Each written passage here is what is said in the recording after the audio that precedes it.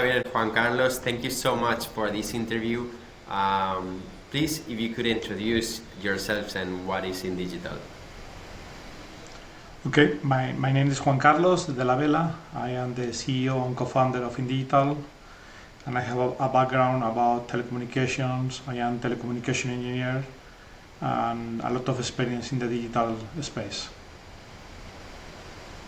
Xavier? Xavier Omella, co-founder, and I have experience in many sectors: automotive, financial sectors, telcos, and in different roles, like financing, like marketing, and that's it.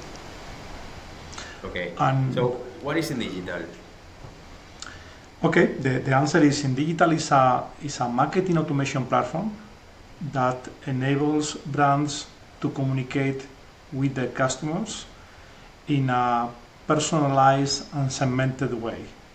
It allows the creation of customer journeys in order to automate communications using relevant digital channels like WhatsApp, in-app, push notifications, web push notifications, and others. Okay, and what stage are you currently in terms of what size is Indigitall right now? We are about 50 people across many countries. We have a footprint of at least 20 different countries, and we are providing services in 27 different sectors, 200 customers. Growing with a good growth record that we will explain later. Okay, so how did you decide to become entrepreneurs?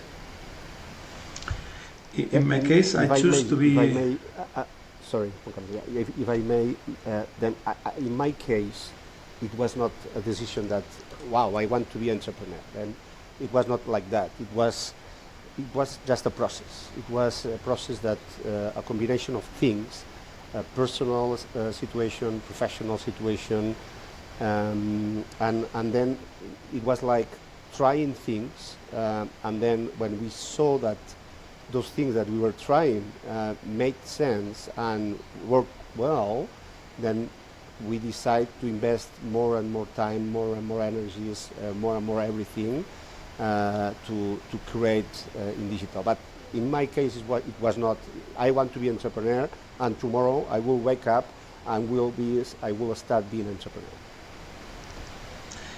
In my case, I choose to be an entrepreneur because I wanted to create a company to add value, and I started doing when I was young, and I think when we saw a problem and a need in the market, and we can create a solution for that problem.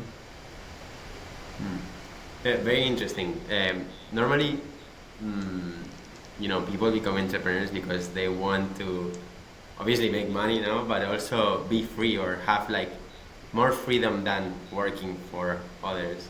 So it's interesting that Xavier just happened, to find it like while you were on that path. No, it's interesting. Yeah, how do you? As I said, Guillermo, at the end is a process, and sometimes it's a process that you don't choose. There is many factors. There is a lot of histories, and sometimes it's a process that you don't choose. Sometimes you are forced to start one thing in a way, and then but when you start something, you don't know how it ended up, right? And in our case, we decide to continue to grow, to bet, to put efforts, energies, and then we create what we have done, which is still very small compared to what we have in mind, but okay. Yeah. Okay, how do you find each other? How do you find each other to be partners?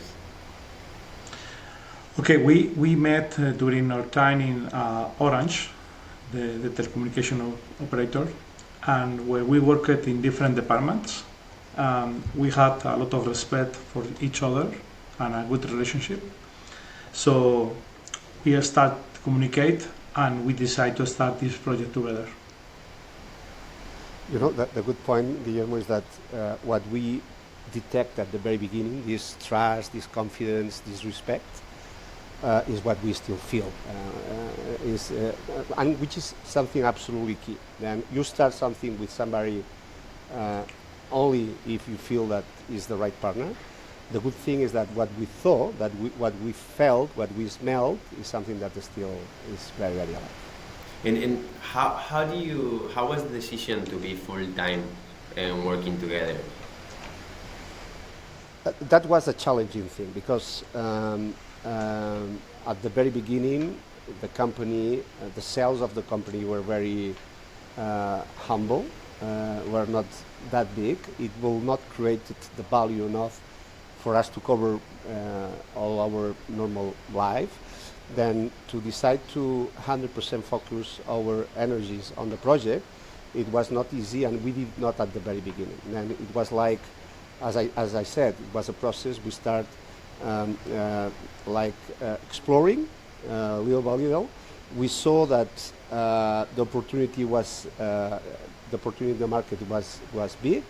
We saw that we get on together very well, and it was also again a decision that we take it little by little. At certain moment of the time, we saw, okay, then we are doing well. We see a big opportunity. We are really happy and enjoying what we are doing. Let's just work on Indigitall. Let's just put and focus 100% of our time on the project. Yeah, that's something that it might be a different way of doing things than it's publicly, the public discussion right now, most of the people that you say, like, if you have an idea, jump right to it. And I think it's really cool to start, as you did, little by little, until your level of commitment, grows to a point that you can take it to, full time. But also when you see that there's a big opportunity. I quit my job to start my startup, and I don't regret it. I would do it again. But it's true that maybe it's better to start, little by little until, I don't know, or at least have a plan B, Yeah, in my case, I will say it depends on a lot of things. Then I will not say it is better one thing or another. I will say it depends. It depends on your family situation. It depends on if you have a mortgage. It depends on your financial healthy. It depends on there is so many things that influence your decision that I'm not able to say what is best. I may say that it works for me the way we did, but I will not recommend that that's the only way. I understand someone waking up with a great idea, with a dream, and stopping everything and just trying. If I do and I do it well, that's fantastic.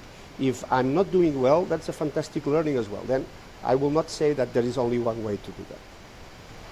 That's very cool. Okay, and how do you first build the first version of the product? Okay, I think we created the first version of the product using an external software company. We want to test the model, and the best way was to outsource everything. And after about 2 years, when we saw that the model and the system is working well, and there was demand, we started hiring our own IT department step by step. So we took full control of the solution after 2 or 3 years when we started. How do you find this company that built the software for you, and how do you trust them? Because sometimes it's very hard to find someone that builds something that is good externally, and how do you do that? In our case, we have a lot of contacts in the past. When I was working in BlackBerry, for example, and a sales director in BlackBerry. And this company was one of the best partners we had developing applications for BlackBerry and for another systems. And that was the case. We had the confidence that they are very good, we know them, and we have the confidence that they can do a very good job. Any advice or learning managing external providers? Xavier, you want to win? Yes. Well, first I will say trust. The word trust is something that is cross. It will be cross on this conversation. Then you need to trust your partners. You need to create an ecosystem of people and companies that you feel comfortable with. Then trust, I think, was one thing that was critical.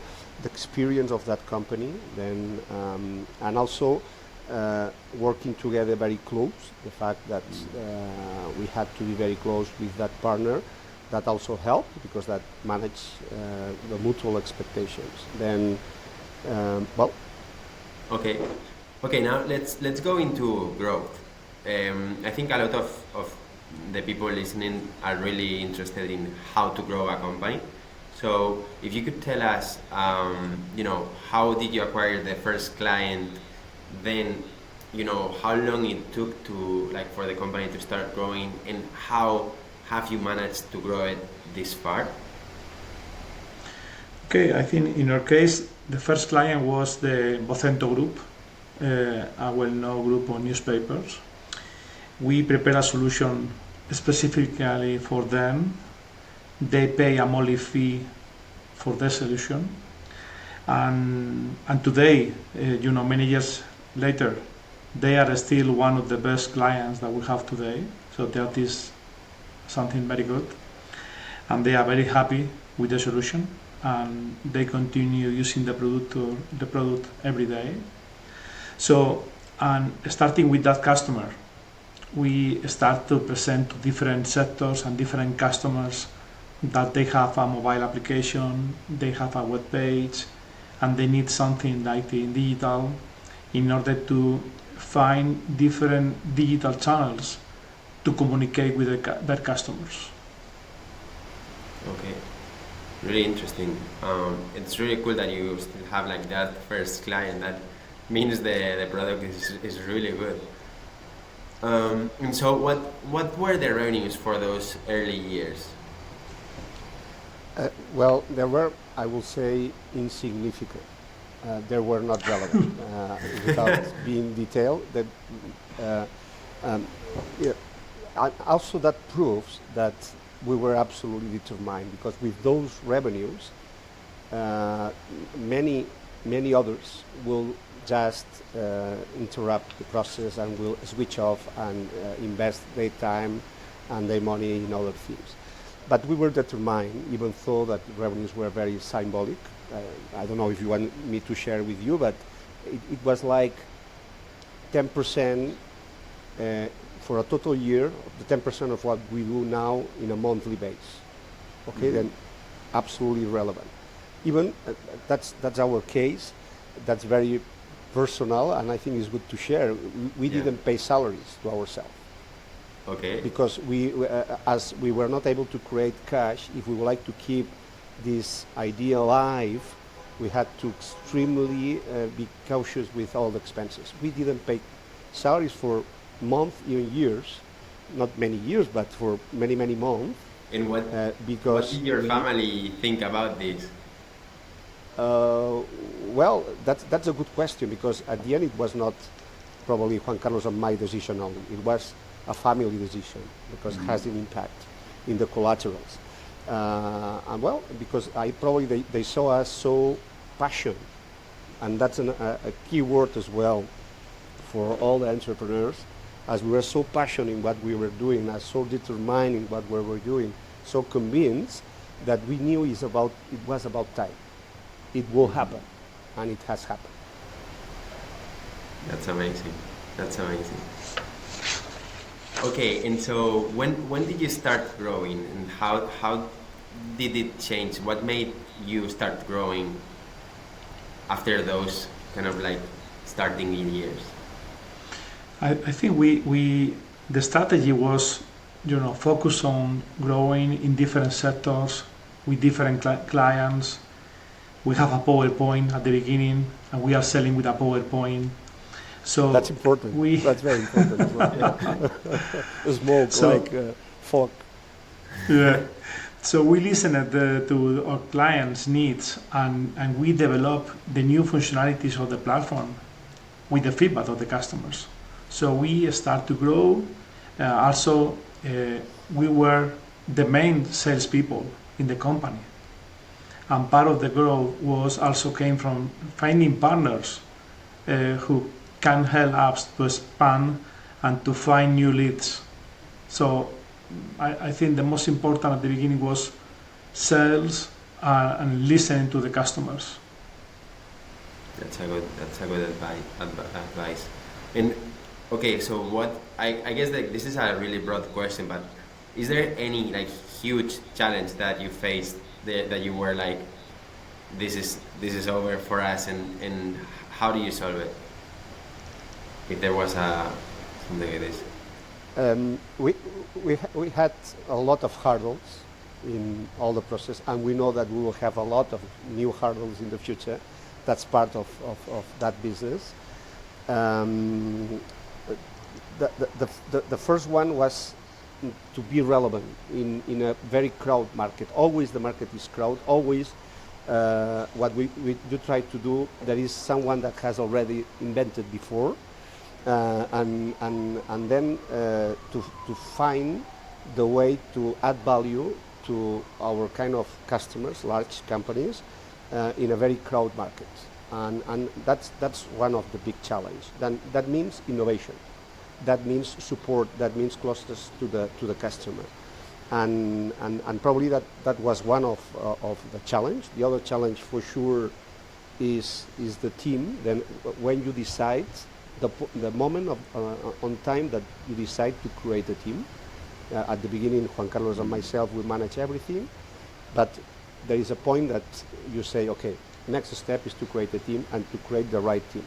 Then that's another challenge, to hire people, not only the best in the technical skills, but also the best in the mindset and in the relationship that we may have in the future. Right? Who were your first hires? What profiles did you first hire?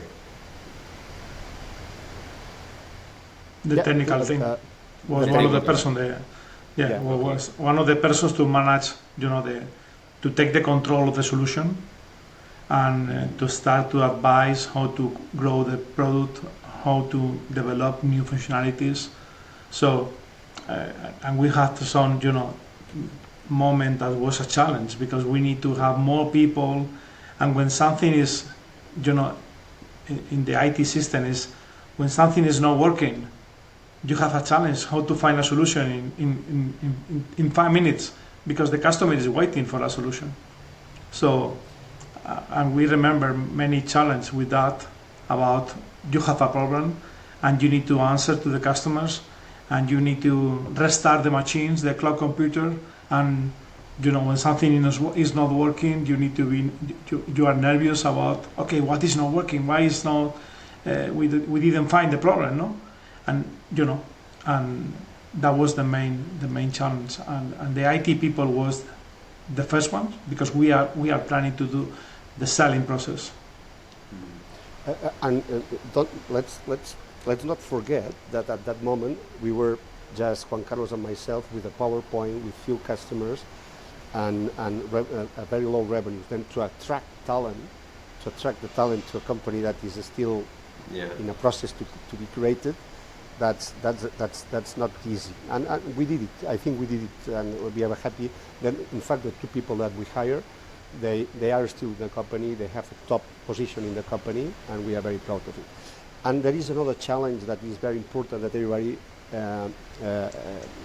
have considered it, is how to manage the cash. The cash management is absolutely key, to not run out of cash. That should be in the top of our mind every day, not run out of cash.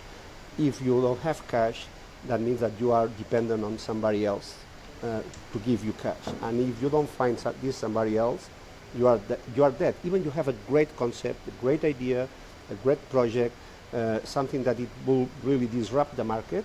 If you don't have cash, you are out of the game. Yeah. And that was a big challenge as well. Great advice. Okay, now you've grown, and now fast forward, you've raised a big round, over 6 million. So I don't know if you could share a little bit about how do you make the decision to raise venture capital, and what do you learn raising? What was your strategy, and what would you recommend other founders to do?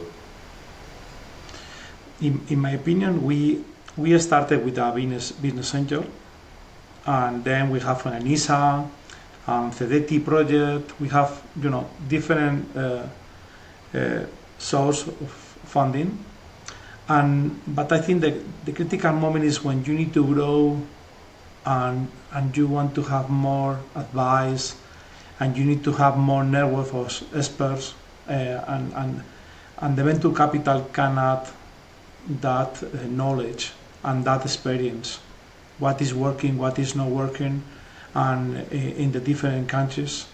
So I think at the beginning, in my opinion, you don't need a venture capital. You need you need to focus on execution, focus on the cash flow, and create a product that is the product is a very good market fit, and then start growing, and when you see that you have an opportunity to grow and to multiply by 4 the revenues quickly, then okay, find a venture capital that can help you to do it. That's awesome. Anything to add, Xavier? Well, no, I think it's fine. What Juan Carlos said is fine. No, nothing to add. Yeah. Okay. Okay, awesome. Okay, so just to sum it up, if you could share any advice you could tell to aspiring entrepreneurs that want to start a company, but right now they're like you many years ago, starting, and they don't know how to start. They're working a normal job and they have this idea, but they don't know how to start. I may say this is what I say to my kids, but they do always what they want to do. But to my kids that are quite grown up, and they are at the age that maybe they can start something, my message to them is that if you believe in something, if you are convinced about a good idea, it has not to be great. There is no need that you have a great idea. Just a good idea, do it, try it. It works, trying it. If it is not a great idea, it will become a great idea. But any great idea starts with a good idea. Then don't think that you need something disruptive, something unique, something that nobody has been thinking about to start, because you will never start. Just find something that stimulates you, that passions you, and just try it. Do it. And then the second advice is that probably will be more important to get your first, second customer. That means selling the concept, that even the same product, the same concept, is what Juan Carlos said. At the beginning, we had the PowerPoint with very good ideas, and we sold ideas rather than a real product. Then the product, then when you get the customer, you will find a way to implement the product, to make things working, to make things happening. But selling, to focus on the selling rather on the product, I think it is key. Many tries has not progressed because they had very good ideas, very good products, but they didn't have the first customer. Then try to find the right balance, I think, is a good advice. All right, thank you so much. To add something, I think that you can have a very good product, a very good solution, but I think you need to focus in a good execution. Revenues is critical for the beginning, and you need to clear go-to-market strategy, and control the cash flow, and the most important is the execution, focus on sales. That is my best advice. Okay, this is gold. Okay, so what's next for Indigitall? I think, in my opinion, the next will be grow the project, focus on expansion in the US, multiply the revenues by 3 next year, and to create a platform that will be the reference in different markets. Xavier. Yeah, I think going beyond maybe the concrete actions, and this is a fantastic planning that we have, and the problem that Juan Carlos, and I think it is a problem, but it's a nice problem that Juan Carlos and myself we have, is that we always have the impression that everything has to be done. It's like, okay, we have done many things, it's true, but the impression that we have is that everything has to be built, has to be done. And we feel that pressure, which is a nice pressure, to keep innovating, to keep growing, to keep doing, because we are never happy with what we have. Then the future probably will be about that. It will be about never being happy, about in terms of, I don't know, happy or satisfied where we are so far. It will be about keep innovating, keep growing new markets, because we create ourselves this nice pressure to make sure that the future is bright. Okay, this is gold. Thank you so much for your time, guys. Thank you. Pleasure. Thank you and muchas gracias. Ya podemos hablar tranquilamente en español. Sí, ya.